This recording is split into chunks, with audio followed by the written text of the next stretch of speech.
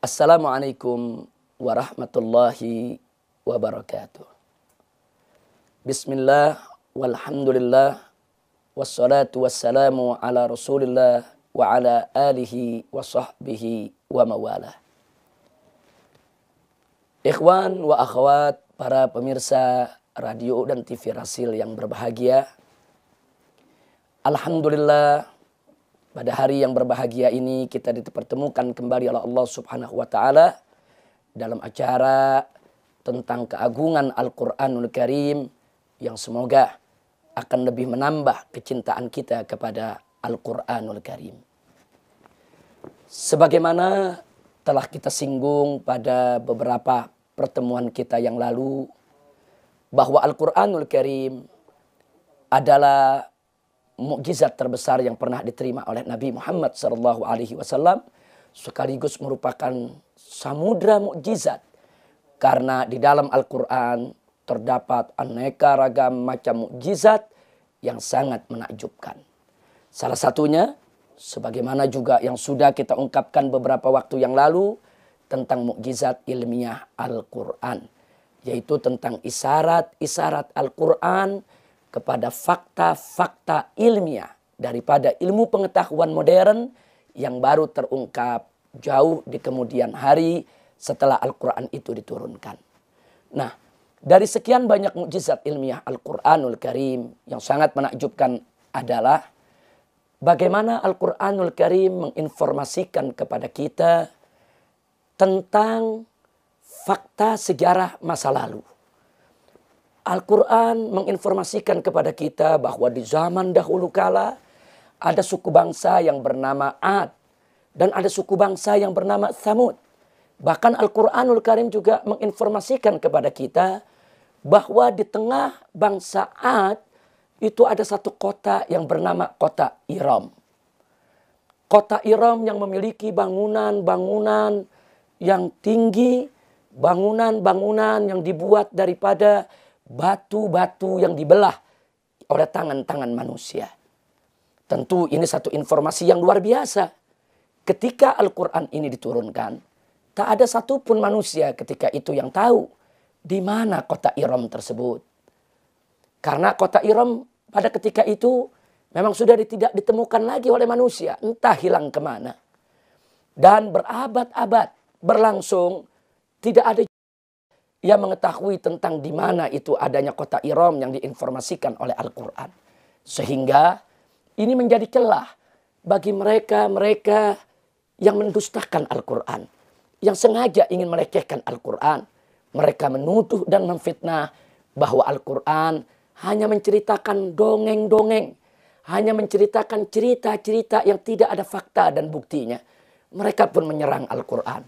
Kalau memang kota Iram itu ada sebagaimana yang pernah diinformasikan oleh Al-Quranul Karim, maka di mana kota Iram tersebut? Kalau kota Iram itu tidak ada dan tidak pernah dipertemukan, maka mereka-mereka yang memang sengaja selalu dan selalu berupaya untuk memperolok-olok Al-Quran, menjadikan itu sebagai celah untuk menyerang Al-Quran.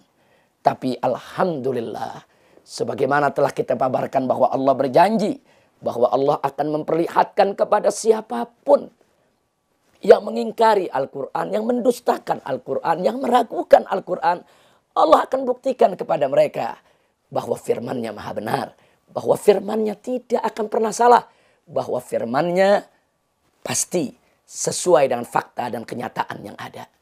Ikhwan wa akhwat rahimakumullah. Mari sebelum kita ungkapkan fakta ilmiah penemuan sejarahnya, terlebih dahulu kita perhatikan firman Allah di dalam surat Al-Fajr ayat 6 sampai ayat 9. A'udzu billahi minasyaitonir rajim. Bismillahirrahmanirrahim. Alam tara kaifa fa'ala rabbuka bi'ad irama dzatil imad allati lam yukhlaq mithluha fil bilad Wa thamud alladzina jabu as-sakhra bil wad. Shadaqallahul aliyyul azim. Ikhwan wa akhwat, dalam ayat yang baru saja kita baca, Allah Subhanahu wa taala menyatakan, alam taro kaifa fa'ala rabbuka bi'ad. Apakah kamu tidak memperhatikan tentang bagaimana Allah memperlakukan kaum Ad? Kaum Ad yang mana? Iram Zatil Imad. Yaitu kaum Ad penduduk daripada kota Iram. Zatil Imad. Yaitu kota Iram yang memiliki bangunan-bangunan yang tinggi. Allati lam yukhlaq mithluha fil bilad. Yang di zaman itu belum ada yang menciptakan bangunan seperti yang dibuat oleh kaum Ad di negeri-negeri yang lainnya. Setelah itu Allah juga menyinggung soal kaum Samud. Wa Samud alladzina jabu as-sakhra bil wad. Dan kaum Samud, yaitu bangsa Samud. Bangsa Samud yang mana? Yang memotong-motong batu besar di lembah. Batu-batu gunung dipotong-potong, dibelah sedemikian rupa oleh bangsa Samud untuk membuat daripada rumah-rumah tinggal mereka. Nah, di dalam surat Al-Fajr ayat 6-9 ini ada informasi ilahiyah tentang adanya kaum Ad, adanya kaum Samud, dan adanya kota Iram. Suatu kota yang bangunannya tinggi-tinggi. Subhanallah. Nah, selama berabad-abad, kota ini tidak pernah ada yang mengetahui. Dan Nabi pun alaihi salatu wassalam tidak pernah menginformasikan kepada kita di mana adanya kota ini. Kenapa kita tidak mendapatkan informasi dari Nabi alaihi salatu wassalam? Karena di zaman itu tidak ada seorang sahabat pun yang bertanya. Kalau ada sahabat yang bertanya, tentu Nabi akan menjawabnya. Lalu kenapa sahabat tidak bertanya kepada Nabi tentang kota Iram?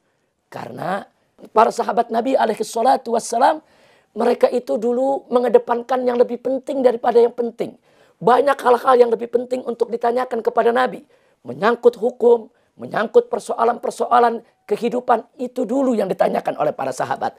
Adapun soal kota Iram, ketika itu para sahabat tidak merasa penting untuk ditanyakan.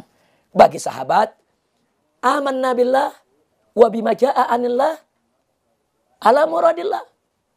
Jadi bagi sahabat, kami beriman kepada Allah dan beriman dengan apa yang datang dari Allah sesuai dengan maksud dan kehendak Allah.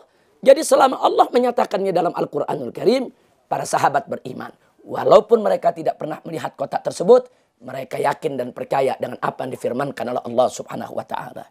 Tapi di kemudian hari muncul memang problem. Manakala kaum-kaum orientalis, yaitu orang-orang barat non-muslim yang mulai mempelajari Al-Quran, mulai menggali Al-Quran dengan aneka ragam niat.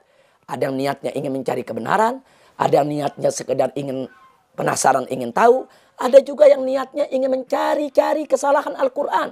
Padahal mereka tidak akan pernah mendapatkan kesalahan tersebut.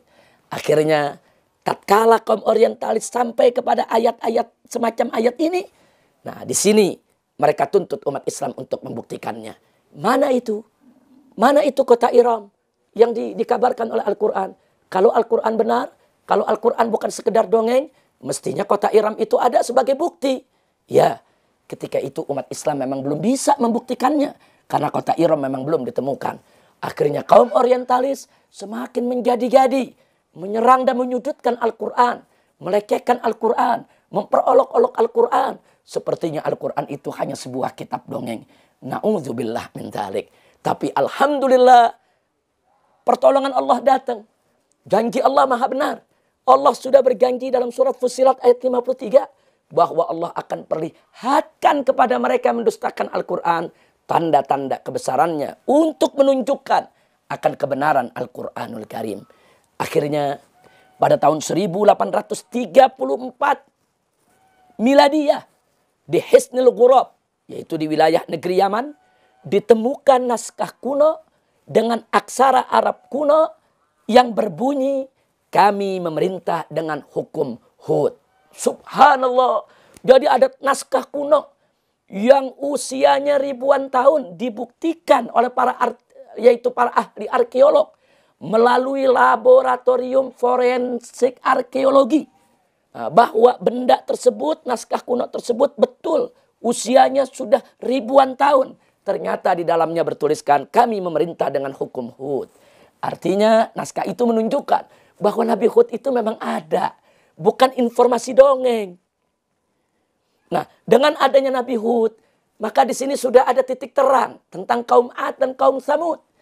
Nah, kemudian pada tahun 1980 miladiah diadakan penggalian arkeolog besar-besaran yang akhirnya ditemukan lempeng kuno yang menyebutkan, bertuliskan dalam lempeng kuno tersebut Samud, Ad, dan Iram. Subhanallah, disebut nama bangsa Samud, disebut nama bangsa Ad, dan disebut nama kota Iram.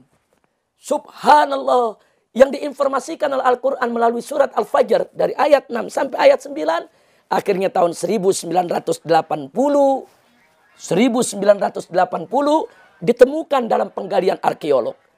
Dan yang tidak kalah menakjubkannya, pada tahun 1992 miladiah, seorang arkeolog yang bernama Nicholas Kleb di gurun Arabia Selatan menemukan bangunan segi 8 dengan dinding-dinding dan menara-menara setinggi 9 meter. Yang akhirnya disimpulkan bahwa itu merupakan bagian daripada kota Iram yang telah hilang selama berabad-abad. Shadaqallahul azim. Maha benar Allah dengan firman-Nya. Allah yang menyatakan Iram Dzatil Imad, kota Iram yang memiliki gedung-gedung yang tinggi. Dan kini di gurun Arabia Selatan, di bawah tumpukan tanah pasir setelah dilakukan penggalian arkeolog, ditemukan bekas-bekas reruntuhan daripada kota Iram. Shadaqallahul azim. Shadaqallahul azim. Maha benar Allah dengan segala firman-Nya. Ikhwan wa akhwat rahimakumullah. Dengan demikian, inilah salah satu daripada bagaimana cara Allah menunjukkan kepada hamba-hambanya, baik yang beriman maupun yang tidak beriman, tentang kebenaran Al-Quranul Karim. Al-Quran bukan kitab dongeng. Al-Quran bukan kitab khurafat. Al-Quran bukan kitab fiktif. Al-Quran bukan kitab takhayul.